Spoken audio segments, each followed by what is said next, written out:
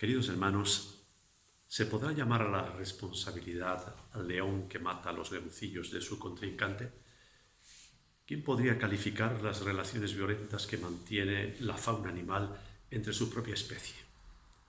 Ellos se relacionan entre ellos como lo hacen y el ser humano no tiene ni por qué entrar en calificarlo. Pero no es así en las relaciones entre los humanos.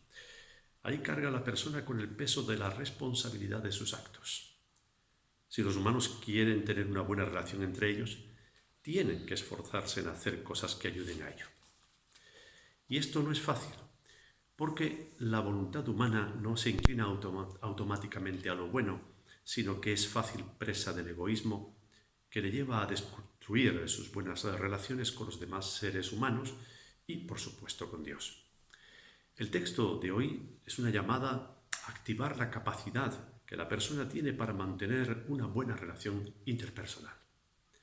Son palabras que encontramos en la carta a la iglesia de Éfeso. La iglesia ya llevaba decenas de años existiendo y había superado la problemática de la admisión de los no judíos, o sea, gentiles, en la iglesia de los judíos, como refleja, por ejemplo, la carta a los Gálatas. Ahora, el problema es la convivencia en la iglesia entre judíos y gentiles, es decir, el mantenimiento de las relaciones interpersonales. Para esa convivencia, los miembros de la iglesia deben activar lo que ya poseen como cristianos. Leemos Efesios capítulo 4, versículos 22 al 24. En cuanto a la pasada manera de vivir, despojaos del viejo hombre que está corrompido por los deseos engañosos. Renovaos en el espíritu de vuestra mente y vestíos del nuevo hombre creado según Dios en la justicia y santidad de la verdad. Se pide al cristiano que no atienda a los impulsos de la vieja naturaleza. Y es que la persona cristiana no está despojada de esa naturaleza vieja con la tendencia a hacer lo malo, sino que más bien ha de neutralizar los efectos de ella en su vida. Porque la vieja naturaleza tiende a lo imperfecto y destructivo, pues actúa según los deseos de una seducción insana y engañosa. Pero, aun teniendo el cristiano esta debilidad en su persona, tiene no obstante la posibilidad de neutralizar los efectos de esa debilidad, pues algo novedoso ha ocurrido. De hecho, hablar de vieja naturaleza es admitir que algo nuevo ha entrado en vigor, pues ha habido un cambio. Efectivamente, así lo afirma el versículo antes leído. Vestíos del nuevo hombre, de la nueva persona, creado según Dios en la justicia y santidad de la verdad. Esto evidencia que el cristiano está capacitado para poner empeño en hacer el bien, pues goza de una renovación que le pone de regreso al estado del que salió.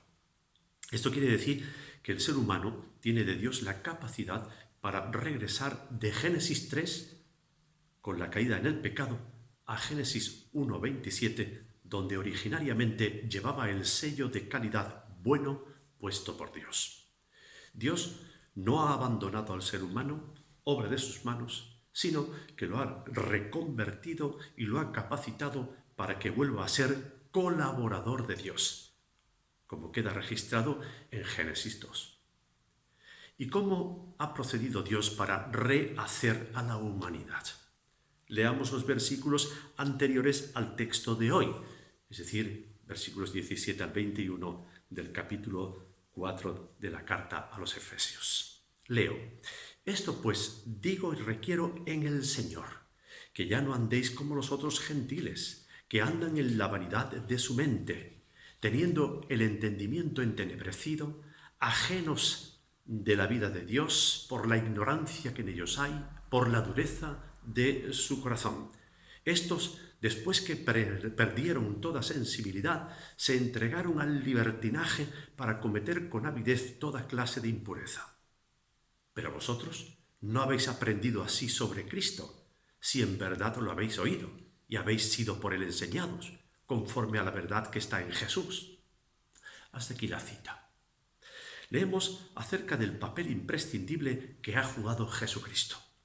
En él y por él, el cristiano goza de una vida de Dios, dice el texto, que le hace capaz de ser sensible y conocer lo que es puro conforme a Dios.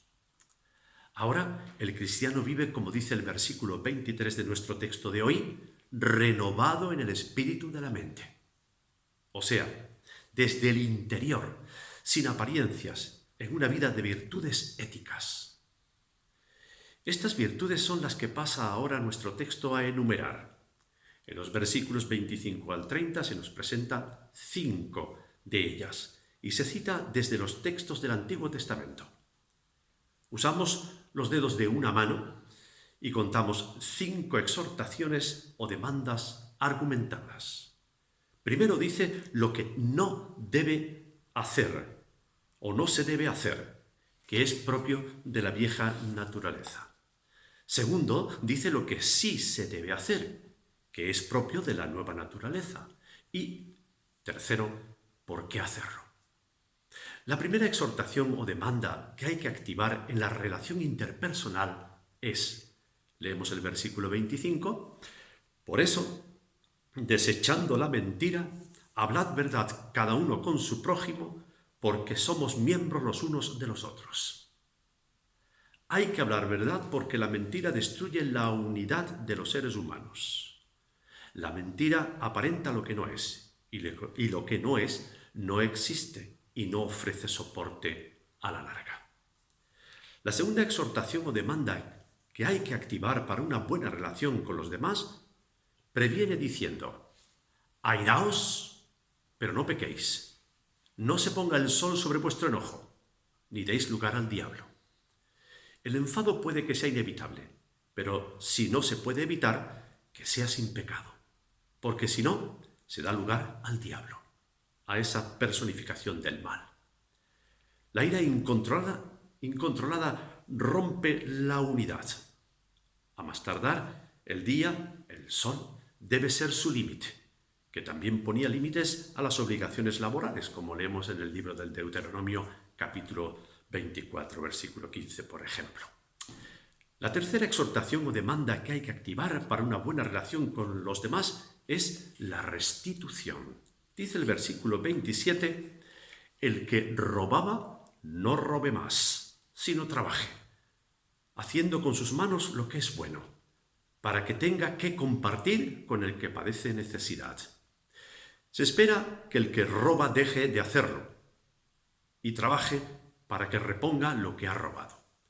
No es necesario que se tenga que recurrir a un juez, sino a la restitución por parte del que se ha llevado lo que no le pertenece. El quedarse con algo ajeno es algo que rompe la relación interpersonal.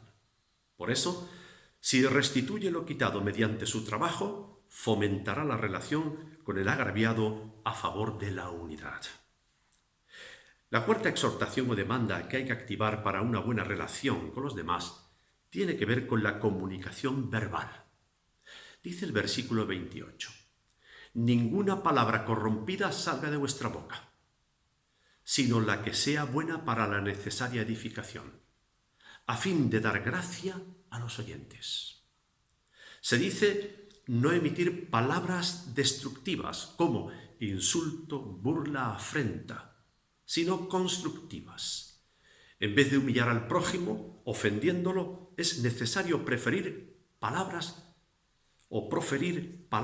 de apoyo.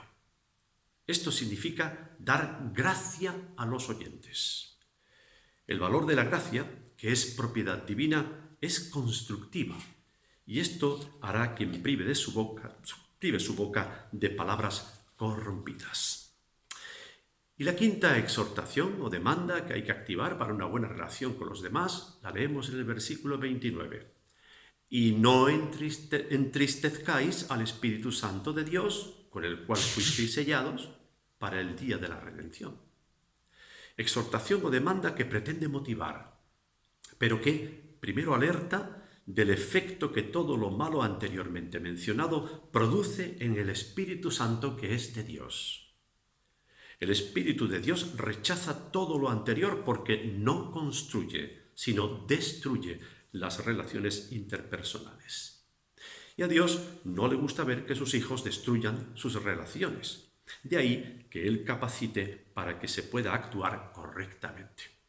Pues bien, hemos usado una mano con 5 dedos para contabilizar las 5 exhortaciones o demandas. Ahora usamos los otros 5 dedos de la otra mano para considerar un catálogo de 5 vicios o defectos morales que hay que apartar en la disposición de ánimo personal.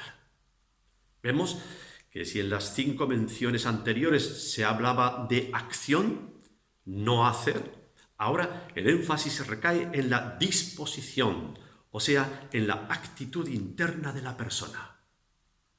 Leemos del texto que hoy nos ocupa, Efesios 4:31, quítense de vosotros toda amargura, enojo, ira, gritería, insulto, porque son males. La exposición va de dentro a fuera de la persona. Las 3 primeras disposiciones a cultivar en el ánimo personal tiene que ver con la amargura, el enojo y la ira. El Maestro Jesús ya enseñó que de dentro sale lo que destruye, Marcos 7:21. De ahí que la persona deba controlar su ánimo personal. Esto es importante para no agravar o dañar sus relaciones interpersonales. Si interiormente la persona está llevada por la amargura, el enojo y la ira, es fácil que caiga en los defectos externos de la gritería y el insulto. De la abundancia del corazón habla la boca, dijo Jesús, Mateo 12:34. La gritería y el insulto son vicios que exteriorizan la disposición de ánimo personal y son destructivos para las relaciones interpersonales y llevan el sello divino de males. Si nos hemos dado cuenta, hemos usado los 10 dedos de las 2 manos. Y esto nos hace pensar en los 10 mandamientos de Dios en el Antiguo Testamento.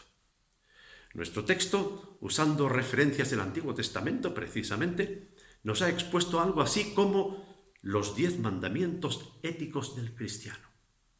Y todo lo expuesto se cierra en un catálogo, con un catálogo de virtudes que recoge 3 demandas o exhortaciones positivas y que refiere a Dios como fuente de acción que posibilita al cristiano a actuar en sus relaciones interpersonales, o sea, con los demás. Leo Efesios 4:32. Antes sed agradables unos con otros, compasivos, perdonándoos unos a otros, como Dios también os perdonó a vosotros en Cristo. Y si he de concluir esta larga predicación, mejor que yo lo hace nuestro texto de hoy con los versículos que leo enseguida y que están en el capítulo siguiente a los versículos que hemos leído, capítulo 5, versículos 1 y 2. Y dice, sed pues, por tanto, imitadores de Dios como hijos amados, y andad en amor, como también Cristo nos amó y se entregó a sí mismo por nosotros, ofrenda y sacrificio a Dios en olor fragante. Gloria a Dios, que en su amor nos ha dado tal capacidad de acción para mantenernos en una relación constructiva con los demás. Hermanos, ánimo en su práctica.